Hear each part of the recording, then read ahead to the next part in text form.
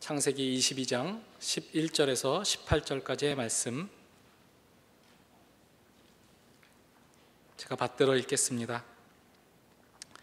여호와의 사자가 하늘에서부터 그를 불러 이르시되 아브라함아 아브라함아 하시는지라. 아브라함이 이르되 내가 여기 있나이다 하매 사자가 이르시되 그 아이에게 내 손을 대지 말라. 그에게 아무 일도 하지 말라. 내가 내 아들 내 독자까지도 내게 아끼지 아니하였으니 내가 이제야 네가 하나님을 경외하는 줄을 아노라.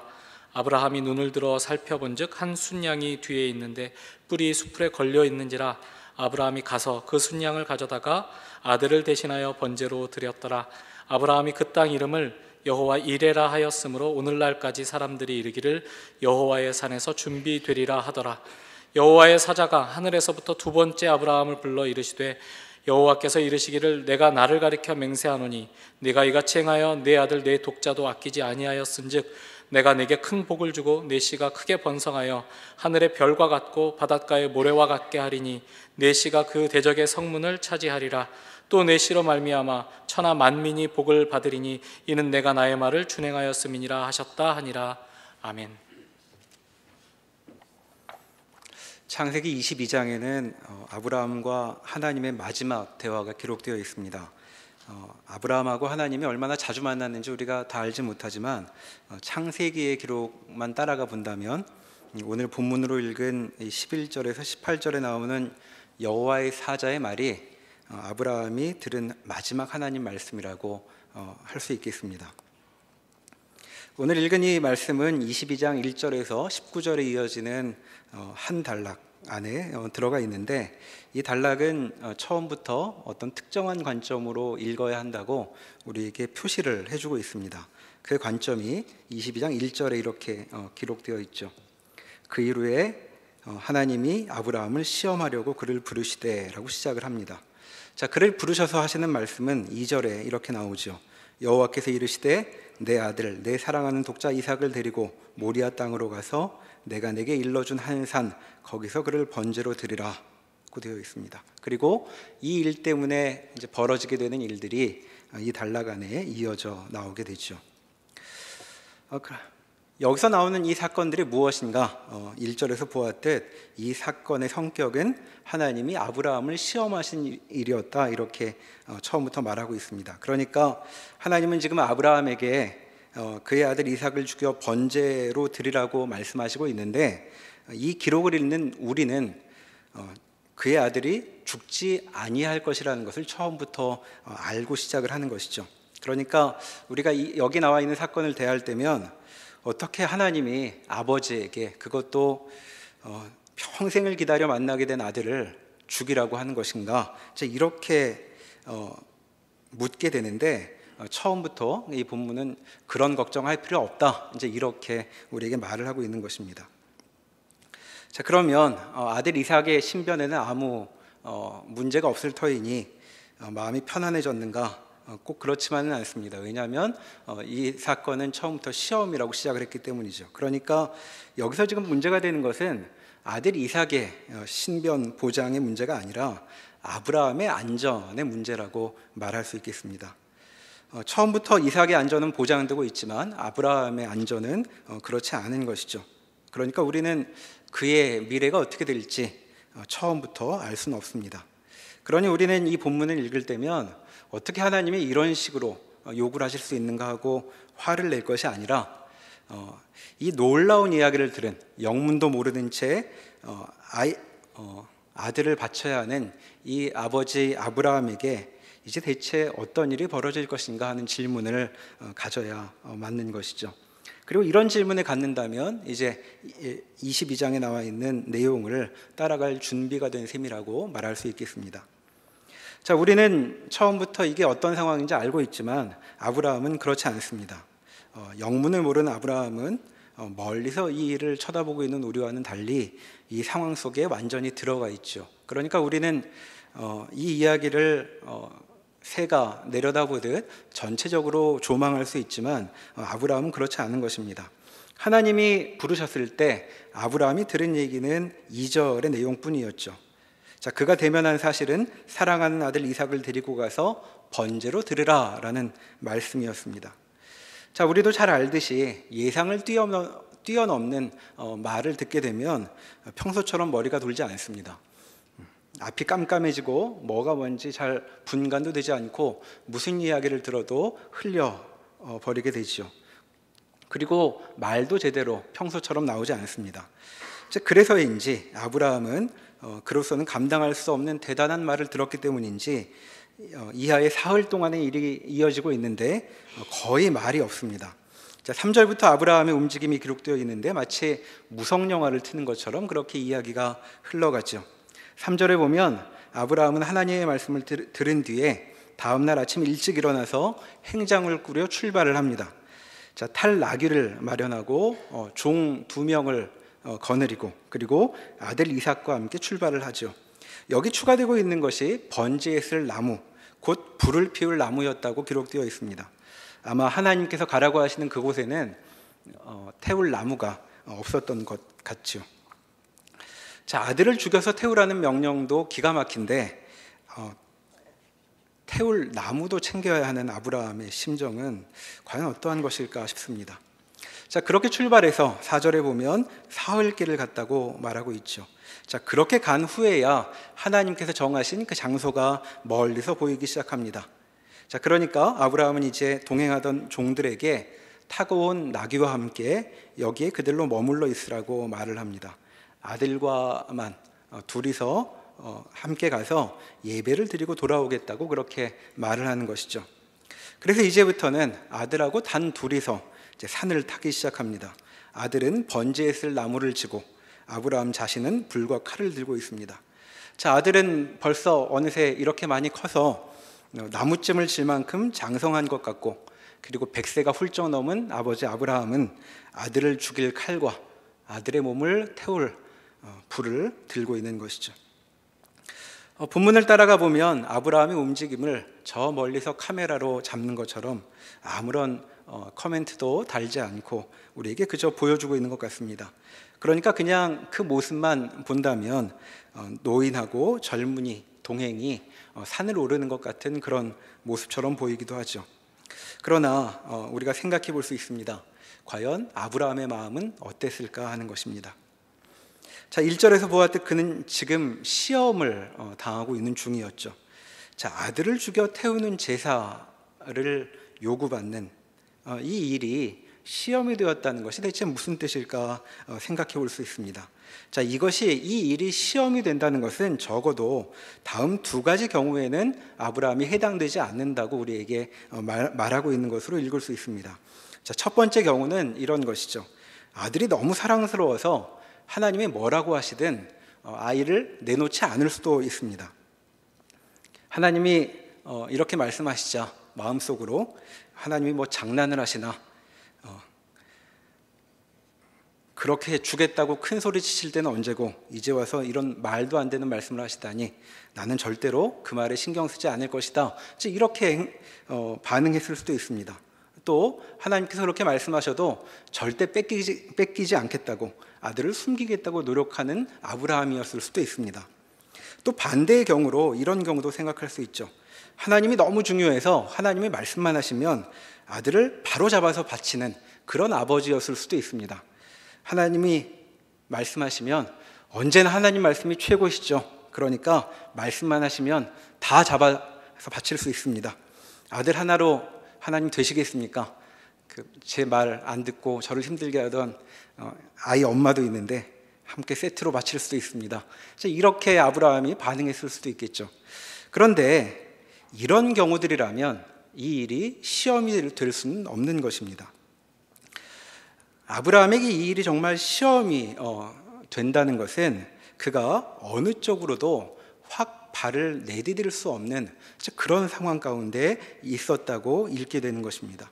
그러니까 하나님의 말씀은 아브라함에게 참으로 중요한 것이어서 반드시 따라야 한다는 강한 끌림이 있는 것이죠. 동시에 그에게 아들도 역시 마찬가지로 소중해서 목숨을 대신 주고라도 지키고 싶은 그런 존재인 그런 상태에서만 이 일이 그에게 시험이 될 수 있는 것입니다. 그러니까 그에게 하나님도 아들도 동시에 몹시 중요할 때에만 이런 일이 일어날 수 있는 것이죠. 그러니까 아브라함의 목소리가 여기 들려오진 않지만 우리는 이 사흘간의 여행이 아브라함 마음속에서는 정말 지옥 같은 전쟁 중인 그런 시간이라고 말할 수 있겠습니다. 그러니까 창세기 본문은 아무렇지도 않은 것처럼 이 일이 물 흘러가듯 진행되는 것처럼 우리에게 보여주고 있지만 아브라함의 모습을 그냥 간단히 그렇게 하고 있구나라고 넘어갈 수는 없는 것이죠. 자, 5절에 보면 사흘 만에 처음으로 아브라함의 목소리가 들려옵니다. 자, 하나님이 정하신 산이 보이자 종들에게 여기서 기다리라고 하며 이렇게 말했죠. 내가 아이와 함께 저기 가서 예배하고 우리가 너희에게로 돌아오리라. 이제 이렇게 말합니다. 자, 우리가 돌아올 것이다 이렇게 말하니까 그는 이삭이 죽지 않을 것이라고 그렇게 말하는 것처럼 보입니다. 그러나 말은 이렇게 하지만 그에게는 아들을 살릴 카드가 주어져 있지 않죠. 자, 그렇다면 아들을 살릴 수 있는 힘이 있는 것도 아닌데 그는 왜 이렇게 말을 하는 것일까 묻게 됩니다. 아마도 이 말은 그의 진심이 어린 그런 소망이 담겨 있는 말처럼 보이기도 합니다. 자, 그는 말은 이렇게 하지만 이어지는 행동에서 하나님이 말씀하신 대로 그렇게 여전히 움직여가고 있죠. 그러니까 그는 자신의 말이 이루어지도록 그렇게 행동할 수 없다고 느끼고 있는 것입니다. 그러니까 지금 종들에게 하고 있는 이 말은 그의 마음속 깊은 곳에서 터져 나오는 절규 같은 것이라고 읽을 수도 있겠죠. 7절에서 나오는 말도 마찬가지로 생각할 수 있습니다. 자, 아버지와 동행하던 아들이 묻습니다. 이삭이 그 아버지 아브라함에게 말하여 이르되 내 아버지여 이렇게 운을 떼죠. 자, 아들이 말문을 엽니다. 자, 상황이 지금 이러한데 아들은 대체 무슨 말을 하려는 걸까? 아브라함은 두려웠을 것 같습니다. 자, 아브라함은 아들의 말을 이렇게 받죠. 내 아들아, 내가 여기 있노라. 자, 아들이라는 말은 오늘 읽은 이 22장 본문에 거의 매절에 걸쳐 반복되고 있습니다. 자, 그런데 여기 지금 입을 닫고 있던 아브라함이 내 아들아 라고 말할 때 이 아들이라는 말이 그에게 얼마나 무겁고 힘겨웠을까 하는 생각을 해볼 수 있겠죠. 그가 내 아들아 라고 대답하면서 아들의 눈을 바라볼 수 있었겠는가 하고 생각해 봅니다. 자, 그런데 그 아들이 이렇게 말을 걸고 있는 것이죠. 여기 내가 있노라 라는 말은 영어 성경에 보면 Here am I 라고 번역이 되어 있는데 이것은 앞에 1절에서도 나왔던 말입니다. 하나님이 부르실 때도 내가 여기 있나이다 이렇게 말했었죠. 그런데 그때 정말 무서운 말씀을 들었었습니다. 그런데 여기 아들 이삭이 또다시 부르자 아들이 부르니까 그가 똑같이 말을 하게 되는데 이번에도 그의 처지는 정말 말로 표현할 수 없는 아주 난감한 지경이라고 말할 수 있겠습니다. 아들이 무슨 말을 할까? 7절에 이렇게 말하죠. 이삭이 이르되 불과 나무는 있거니와 번제할 어린 양은 어디 있나이까? 자, 아브라함이 차마 그 질문만은 아니길 바란 바로 그 질문을 아들이 지금 하고 있는 것입니다. 자, 아브라함이 뭐라고 답을 할까요? 8절에 아브라함이 이르되 내 아들아 번제할 어린 양은 하나님이 자기를 위하여 친히 준비하시리라 이렇게 답하고 있습니다. 자, 자기가 뭘 하려고 하는지 다 알고 있으면서 아브라함은 지금 아들에게 거짓말을 하고 있는 것인가 이런 생각을 해보게 됩니다. 자, 그러면 이렇게 말하지 말고 이 번제에 쓸 나무를 지고 가고 있는 이 아들한테 이 질문에 내가 바로 그 제물이다. 너는 네가 짊어지고 있는 그 나무와 함께 화를 불타게 될 것이다. 이렇게 대답한다면 아버지가 진실을 말하는 것이라고 말할 수 있겠는가 생각해 보게 됩니다. 자, 아들을 몹시 사랑하여 지금 이 시험 가운데 있는 아버지로서는 절대 아들에게 그렇게 함부로 지르듯 대답을 할 수는 없었을 것입니다. 여기서도 그의 마음속 바람이 삐져나온 것처럼 보이죠. 어쩌면 이렇게 말하며 이런 소망을 담았는지도 모르겠습니다. 제발 거기서 다른 일이 일어나기를, 하나님이 뭔가 다른 일을 준비해 주시기를 하고 하는 그런 바람으로 이렇게 말했는지도 모르겠습니다. 그러나 역시 말은 이렇게 하면서도 그는 마음속 바람이 어떻든 여전히 하나님이 명하신 대로 움직여가고 있습니다. 자, 8절에서 10절에 보면 그의 마지막 행동이 아주 천천히 그러나 아주 구체적으로 우리에게 묘사되고 있죠. 두 사람이 함께 나아가서 하나님이 그에게 일러주신 곳에 이른지라. 이에 아브라함이 그곳에 제단을 쌓고 나무를 버려놓고 그의 아들 이삭을 결박하여 제단 나무 위에 놓고 손을 내밀고 칼을 잡고 그 아들을 잡으려 하니, 이제 아브라함은 그로서는 더 이상 갈 수 없는 갈 때까지 이른 상태에 놓이게 됩니다.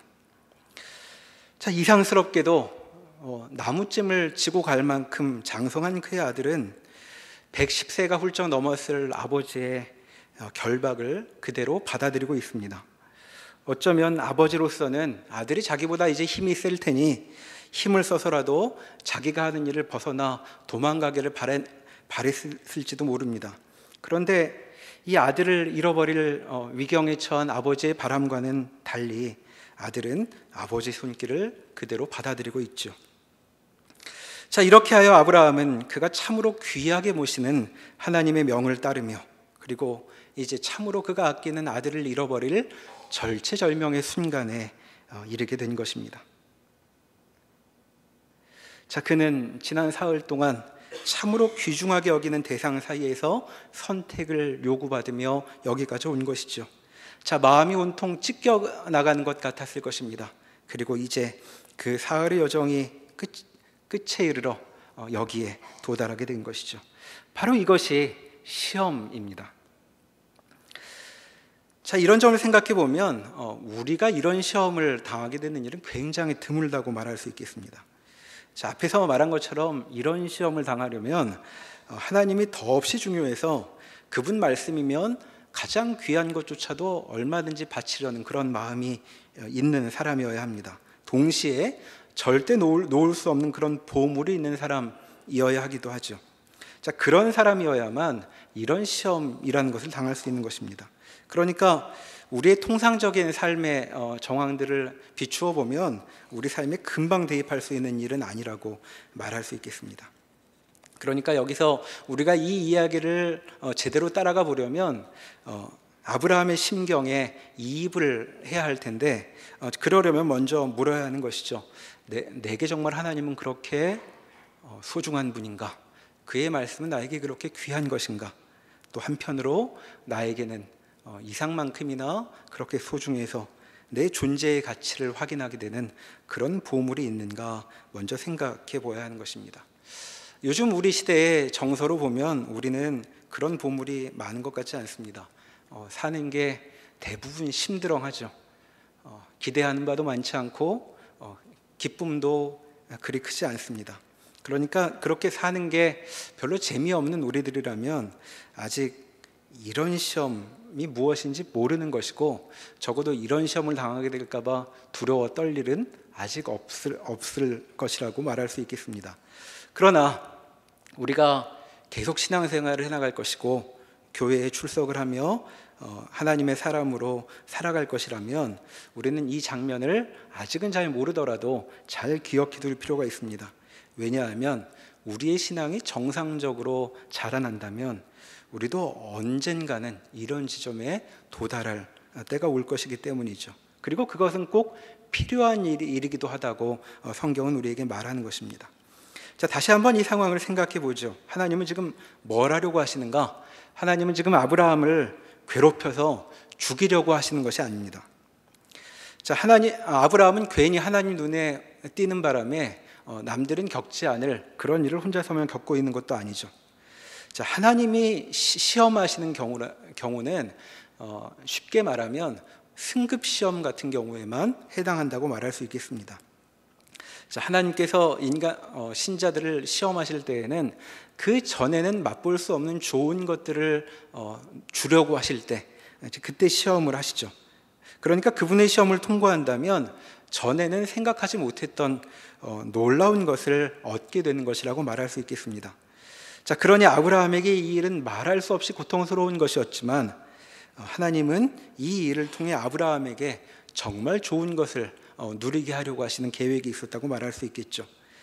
자, 그러나 이것을 안다고 해도 아브라함이 겪는 일을 우리가 뭔지 쉽게 요약할 수 있는 것은 아니라고 생각할 수 있습니다. 자, 그럼 여기서 이 경험을 통해 아브라함이 겪고 있는 일이 대체 무엇인가 다시 한번 생각해 보면 좋겠습니다. 지금 하나님이 죽여서 태워 바치라고 하는 아들은 아브라함에게 어떤 존재였을까요? 자, 우리가 창세기를 통해 보아온 것처럼 아브라함에게 이 아들은 가나안 땅에, 이 낯선 땅에 들어와 살아온 지난 40여 년간의 삶의 의미를 결정하는 삶의 근거 같은 것이라고 말할 수 있겠습니다. 자, 하나님은 가나안 땅으로 가라고 하시면서 아브라함에게 큰 후손이 생길 것이라고 약속하셨고, 이제 아들을 낳을 터인데 그 아들을 통해 후손이 생겨날 것이라고 약속하신 바 있습니다. 자, 그래서 이 누가 후계자가 되는가는 아브라함의 가나안에서의 삶에서 아주 중요한 문제였죠.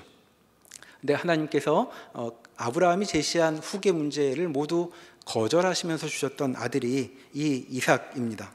자, 아브라함은 아내가 아이를 낳지 못하니까 누구에게 자기 후대를 맡겨야 하는가 늘 생각을 했죠. 처음에는 조카 롯이라고 생각했던 것 같습니다. 그 다음에는 종 엘리에셀이었고, 그리고 그 다음에는 하갈에게서 얻은 이스마엘이었죠. 그래서 그들을 후계라고 여기고 있었는데 하나님께서 하나같이 아니라고 여기셨던 것 같습니다. 자, 하나님은 아브라함의 생각을 모두 거절하시고 자신이 직접 아들을 주겠다고 거듭 약속하셨고, 드디어 100세에 이르러 아브라함은 이삭을 만나게 되었던 것입니다. 그런데 이제 와서 다른 아들 이스마엘도 멀리 내보낸 이후인데 이 하나 남은 아들을 바쳐서 없애라고 말씀하고 계시는 것이죠. 이제 와서 이게 대체 무슨 말인가? 하나님은 대체 아브라함에게 뭘 하라고 하시는 것인가? 묻게 됩니다. 자, 표현을 바꿔본다면 이런 것이죠. 지금 아브라함에게 하나님은 이렇게 말씀하시는 것입니다. 내게 있는 모든 소망을 버려라 라고 말씀하시는 것입니다. 내 삶을 지탱한다는 그 근거, 내 마음에 있는 그 근거를 모두 버려라 라고 말씀하시는 것이죠. 자, 이런 명령이라면 우리도 조금 우리에게도 비추어 볼 수 있는 것 같습니다. 우리에게도 그런 것이 있죠. 아브라함에게 아들 이삭 같은 것이 우리에게도 있습니다. 우리의 삶을 지탱하는 무언가가 우리 마음속에 있는 것이죠. 자, 모든 것이 다 엉망이 되어도, 그리고 다 죽게 생겼어도 그래도 내 삶을, 나라는 존재를 긍정하게 만드는 무언가가 우리 마음속에 있습니다. 자, 그런 게 없이는 견딜 수 없죠. 자, 그런 것을 마음속에 갖고 있기 때문에 우리는 여기 모여서 이런 표정이나마 지으며 모여 있을 수 있는 것입니다. 그런데 하나님이 그것을 꼭 집어서 그것을 내놓으라고 말씀하고 계시는 것이죠. 자, 아마 아브라함은 아들을 바칠 바에야 아마 자기를 대신 바치고 싶은 그런 마음이었을 것입니다. 자, 키에르케골이라는 사람이 있는데 이 사람이 이 창세기 22장 본문을 읽으면서 이런 질문을 했습니다. 아들을 잡아 바치겠다고 여행을 떠났던 아브라함이 나중에 아내 사라에게 이 일을 어떻게 설명할 수 있었을까? 이것을 묻죠. 근데 아주 길게 글을 쓰면서도 설명하기가 쉽지 않았을 것이라고 생각을 합니다. 아마 아브라함이 아내에게 이런 일이 있을 것이라고 말한다면 아내가 그랬겠죠. 당신이 가서 대신 죽어. 이랬을 겁니다. 이게 뭐 아내 사라의 마음만은 아니었을 것입니다. 아마 아브라함도 할 수만 있다면 나를 대신 바치고 싶었겠죠. 정말로 소중한 존재 아닙니까? 비로소 삶을 이제야 시작하고 있는 아들을 대신할 수 있다면 얼마든지 자기의 무엇이든 내놓을 수 있는 것이 부모 마음일 것입니다. 자식의 부족한 면에 보면 내 거라도 대신 바꿔줄 수 있으면 좋겠는데 하는 것이 부모의 마음이기 때문이죠. 그런데 지금 여기에서는 아브라함에게 그런 선택지조차도 없습니다. 그는 멀쩡히 살아서 멀쩡한 정신으로 지금 아들을 잃는 그런 일을 요구받고 있는 것이죠. 자, 아브라함의 마음에 대해 본문은 침묵하기 때문에 우리는 짐작할 뿐이지만 뭐라고 표현하기 어려운 이런 시간을 아브라함이 보냈다고 우리는 얼마든지 생각해 볼 수 있습니다. 그러니까 이 사흘의 시간은 침묵으로 가득한 공간으로 공간 속을 이어져 가는 것이었다고 말할 수 있겠죠. 그러나 아브라함의 마음속은 정말로 빽빽한 그런 상태였을 것입니다. 아마 작은 불티만 하나 튀어도 폭발할 것 같은 그런 상황 속에서 그는 이 사흘의 걸음을 걷고 있었던 것이죠. 자, 그는 지금 어디를 향해서 가고 있는 것일까요? 그의 삶의 근거, 그의 마지막 소망의 근거를 내놓는 일이 그를 기다리고 있었습니다. 자, 하나님의 준엄한 목소리가 그 앞에 울리고 있죠. 너의 모든 소망을 내놓아라. 그것을 포기하여라. 라는 말씀이 그의 앞에 들려오고 있는 것입니다. 자, 그가 그래서 어디에 이르게 되었는가? 본문은 우리에게 이렇게 말해주고 있습니다. 다시 본문 10절로 돌아가시죠. 자, 하나님과 아들 어느 쪽도 놓을 수 없어 마음이 찢어지고 있던 아브라함은 하나님의 말씀을 따라 아들을 결박해 놓고 버려놓은 나무 위에 누이고 그리고 이제 아들을 죽이려고 칼을 지켜 들었습니다. 이제 곧 아브라함은 인생에 쌓아올린 모든 것을 무너뜨리게 될 것입니다. 더는 아무런 소망도 남지 않고 가나안 땅에서 살았던 일도 모두 물거품으로 돌아갈 것 같습니다. 그의 삶은 가나안 땅으로 들어왔던 그 첫날로 돌아가 버리게 되겠죠. 그간 쌓아올린 모든 것은 손가락 사이로 빠져나가고 이제 남은 것은 40년을 지나 그에게 남겨진 주름으로 가득한 손밖에 없게 될 것입니다. 자, 그런데도 아브라함은 그 모든 것을 무의로 돌리는 행동을 하려고 칼을 치켜 올리고 있습니다. 자, 이제 어떻게 될 것인가? 오늘 읽은 대로 하지요. 11절에 보면 여호와의 사자가 아주 급하게 하늘로부터 아브라함을 부릅니다. 아브라함아, 아브라함아. 아브라함은 지금 아마 제정신이 아닐 것입니다. 마침 무엇인가에 씌운 것처럼 눈도 귀도 멍멍하겠죠. 자, 그의 눈이 어땠을까요? 그는 지금 그에게 가장 소중한 것을 마지막으로 보는 그런 자리에 있습니다. 자, 대체 그의 귀에 무슨 소리가 들릴 수 있겠습니까? 자, 여호와의 사자가 2번을 연거푸 그를 부르고 있습니다. 자, 아브라함이 이 말을 놓치지 않도록 그렇게 일깨우고 있는 것으로 보입니다. 자, 아브라함은 1절에서 그랬던 것처럼 다시 여기 이렇게 응답하죠. 내가 여기 있나이다. 자, 내가 여기 있나이다 라는 말이 3번째 여기 나오고 있습니다. 그는 여기서도 하나님께 투정도 사정도 하지 않고 있습니다. 그분의 말씀을 기다릴 뿐이죠. 자, 아브라함의 치켜든 팔을 멈춰 세운 여호와의 사자는 이렇게 말을 이어갑니다. 그 아이에게 내 손을 대지 말라. 그에게 아무 일도 하지 말라.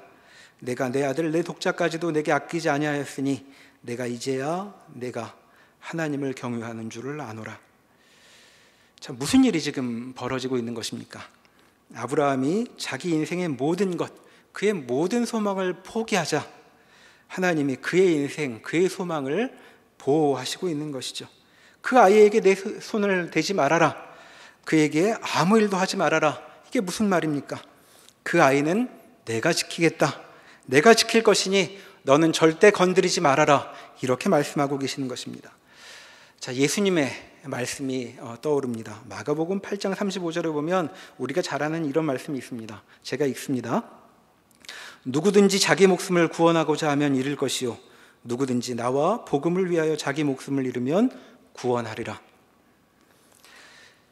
자, 아브라함은 하나님의 이 이해할 수 없는 요구를 대면하면서 그 요구를 따르면서 마음속으로 간절히 소망한 바가 있었죠. 자, 종들에게 이렇게 말했습니다. 우리가 너희에게 돌아올 것이다. 그리고 아들에게 이렇게 말했습니다. 번제할 어린 양은 하나님이 자기를 위하여 친히 준비하시리라. 자, 그러면서도 하나님의 요구를 따라 그의 몸은 움직여 나갔죠. 자, 그래서 맞닥뜨린 결과가 무엇입니까? 하나님이 그의 소망을 지키신다는 것이었습니다. 그는 그저 말이라도 그렇게 하며 소망을 표현했던 것 같은데 하나님께서는 정말 그의 말이 다 이루어지도록 해주시고 있습니다. 자, 13절에 보면 하나님이 정말 번제할 짐승을 준비하신 것을 보게 되죠. 그래서 그는 이 무서운 자리, 그의 삶의 모든 것을 포기하는 이 자리를 이렇게 이름 붙입니다. 여호와 이레. 여호와께서 준비하신다. 공급하신다라는 말입니다. 자, 모든 것을 잃어버리는 이 자리가 하나님이 그의 모든 것을 보호하시며 그에게 있어야 할 모든 것을 공급해 주시는 그런 자리라고 밝혀지게 되는 것이죠. 자, 그뿐이 아닙니다. 여호와의 사자의 용권은 거기에서 그치지 않고 15절에 두 번째 이야기를 이어가죠. 15절부터를 다시 한번 보겠습니다. 여호와의 사자가 하늘에서부터 두 번째 아브라함을 불러 이르시되 여호와께서 이르시기를 내가 나를 가리켜 맹세하노니 내가 이같이 행하여 내 아들 내 독자도 아끼지 아니하였은즉 내가 내게 큰 복을 주고 내 씨가 크게 번성하여 하늘의 별과 같고 바닷가의 모래와 같게 하리니 내 씨가 그 대적의 성문을 차지하리라. 또 내 씨로 말미암아 천하 만민이 복을 받으리니 이는 내가 나의 말을 준행하였음이니라 하셨다 하니라. 17절과 18절의 내용을 보면 이것은 처음 가나안 땅에 들어올 때 하나님께서 아브라함에게 주셨던 약속과 내용상 일치합니다. 그런데 같은 내용의 이 약속이 좀 다른 차원에서 여기서 확인되고 있는 것이죠. 16절에 이렇게 말씀을 시작했습니다. 여호와께서 이르시기를 내가 나를 가리켜 맹세하노니 내가 이같이 행하여 내 아들 독자도 아끼지 아니하였은즉 하나님이 아브라함에게 맹세를 하셨다고 되어 있죠. 자, 맹세는 우리 마음의 다짐을 아주 강하게 표현하는 방식입니다. 자, 그래서 내 마음이 얼마나 굳건한지를 표현하려고 나보다 움직이지 않는 더 든든한 것을 빌어서 맹세를 표현하기 마련이죠. 그런데 하나님에게는 하나님보다 더 굳건한 그런 존재가 없어서 하나님 자신을 가리켜 맹세하십니다. 자, 하나님께서 맹세하셨다는 표현은 창세기에 여기 처음 나오는 표현이죠. 자, 이 맹세 때문에 우리가 아는 그 기나긴 구원의 역사가 구약과 신약에 이어지게 되는 것입니다. 자, 지금 어떤 상황인데 이런 맹세가 선언되고 있는 것일까요? 내가 이같이 행하여 내 아들 내 독자도 아끼지 아니하였은즉. 자, 아브라함은 무엇을 했던 것입니까? 그의 모든 것을 놓아버렸던 것입니다. 자, 왜 그랬을까요? 왜 그는 사랑하는 독자를 포기했던 것일까요? 그것은 그에게 하나님은 그의 모든 것, 그의 소망보다도 더 중요한 분이었기 때문이라고 우리가 생각할 수 있습니다. 자, 그렇게 모든 것을 놓아버리자 하나님은 그에게 있어야 할 모든 것을 책임지시겠노라고 여기 맹세까지 하고 계신 것이죠. 자, 표현을 그냥 읽으면 무슨 거래나 협상 같은 것처럼 읽히기도 합니다. 그러나 지금 여기 만나고 있는 하나님과 아브라함은 무슨 사업 같은 것을 하러 협상 테이블에 앉아 있는 그런 존재들이라고 말할 수가 없습니다. 지금 아브라함이 아들까지 바치는 이 시험을 겪으면서 하나님 앞에서 무언가를 포기하면 무언가를 얻을 수 있다는 식의 거래를 할 그런 기분은 아니었을 것입니다. 하나님 앞에 작전을 잘 짠다면 이런 부분을 포기해서 더 좋은 것을 얻어낼 수 있겠다, 이런 것을 생각할 수 있는 여유는 없었겠죠. 자, 그럼 하나님은 아브라함한테 지금 무슨 장난 같은 것을 하시려고 그를 시험하시고 있는 것인가? 그렇게 볼 수도 없습니다. 왜냐하면 우리가 창세기를 쭉 읽으면서 보아온 것처럼 하나님은 이 타락하여 망가진 세상의 운명을, 이 세계의 회복을 아브라함이라는 사람의 어깨에 지워놓고 계시다라고 말하고 있기 때문이죠. 그러니까 아들을 죽이는 일을 대면한 아브라함에게 이 일이 사업 같은 것일 수 없는 것처럼 하나님에게도 이 일은 무슨 거래를 한번 하는 것 같은 일일 수는 없는 것일 것입니다. 이 일의 무게를 우리가 다 실감할 수는 없지만 우리는 그 결과는 그래도 알고 있죠. 아브라함은 지금 하나님 앞에 자기가 갖고 있는 모든 것을 포기한 것이고 하나님께서는 아브라함의 모든 것을 지키겠노라고 맹세를 하고 계십니다. 자, 이런 장면을 우리는 뭐라고 부르면 좋을까요? 자, 이런 광경 우리도 아는 광경입니다. 자, 우리는 이걸 뭐라고 부르냐면 사랑이라고 부르죠. 자, 상대를 떠올리며 그를 위해서라면 모든 것을 바치겠다고 마음먹는 것, 그게 사랑의 마음입니다. 그리고 그렇게 바칠 때에 그 내 모든 것을 바친 그 대상에게서 참된 나를 다시 찾는 것, 그것이 사랑에서 경험하는 것이죠. 그러니까 지금 하나님과 아브라함의 이 만남은 그와 같은 것이라고 말해야 더 적절할 것입니다. 자, 하나님께서 아브라함에게 맹세를 하셨는데 이 맹세의 의미가 무엇일까요? 하나님께서 아브라함에게 말씀하시는 것이죠. 내가 너를 위해 나를 바친다 하고 말씀하시는 것입니다. 자, 그러니까 아브라함이 하나님께 마지막으로 듣는 이 말, 그의 생애의 마지막으로 기록되어 있는 이 말은 내가 너를 사랑한다라는 말이었습니다. 그리고 아브라함도 하나님께 그의 온몸으로 표현한 그 마지막 말은 하나님, 저는 저의 그 어떤 소망보다도 하나님을 사랑합니다 하는 말이라고 할 수 있겠죠. 지금 이런 일이 아브라함과 하나님의 마지막 만남에 이루어지고 있는 것입니다. 자, 청년 예배를 드리고 있는 우리 수준에서는 이런 일이 금방 올지는 잘 모르겠습니다. 그러나 적어도 소망이쯤 되어서는 우리도 아브라함 같은 이 마음이 무엇인지 경험하게 되는 복된 신앙의 삶이면 좋겠다는 생각을 합니다. 우리 모두 하나님 안에서 이런 사랑을 모두가 누리게 되기를 바랍니다. 기도하시겠습니다. 하나님, 아브라함에게 견딜 수 없는 일을 하나님께서 명하셨습니다. 그런데 아브라함은 하나님의 말씀을 쫓아 주께서 명하신 대로 한 걸음 한 걸음 나아가고 있습니다. 하나님, 주님께서 우리에게 말씀하신 바가 있는데 과연 우리는 어떻게 하고 있는가, 그의 모습을 보며 돌아봅니다. 우리도 주의 말씀을 귀하게 여겨 우리의 마음을 하나님께 드려 하나님께서 우리에게 이루려고 하시는 복된 일, 영광된 일을 맛보는 그날까지 주와 늘 동행하게 하여 주시옵소서. 예수님의 이름으로 기도합니다. 아멘.